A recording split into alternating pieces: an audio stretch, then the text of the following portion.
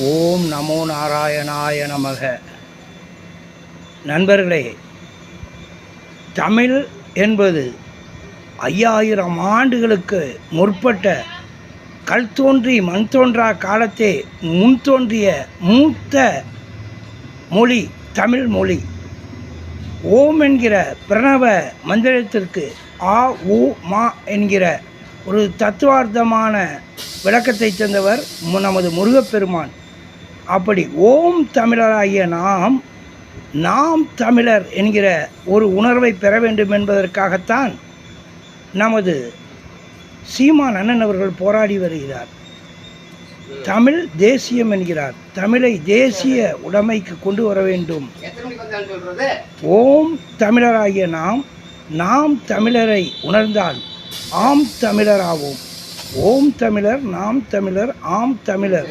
புவி வெப்பமயமாகுதல், பருவநிலை மாற்றம், நிலவளம், நீர்வளம், கனிம வளம், மண் வளம் ஆகியன பற்றி சொல்லியிருக்கிறார். அதனை நாம் திறம்பட தெளிவாக உணர்ந்து கொள்ள வேண்டும். உணவு, கல்வி, மருத்துவம், குடிநீர், பொருளாதாரம், சுகாதாரம் ஆகிய துறைகள் பேணி பாதுகாக்கப்பட வேண்டும். நமது இலக்கண இலக்கியங்களெல்லாம் வெளிநாடுகளுக்கு பரப்ப வேண்டும். உலக பொதுமொழி பைபிள் உருவானது. அதற்கப்புறம் உலக பொதுமறையாக திருக்குறள் உருவாகியுள்ளது. ஆகவே பைபிளுக்கு அடுத்தபடியாக உலக மொழிகளெல்லாம் மொழிபெயர்க்கப்பட்டது நமது திருக்குறள். திருவள்ளுவர் என்கிற பெருமையுடையவர்கள் நாம் ஓம் தமிழர், நாம் தமிழர், ஆம் தமிழராக உணர்வு பெற்று வாழ வேண்டும்.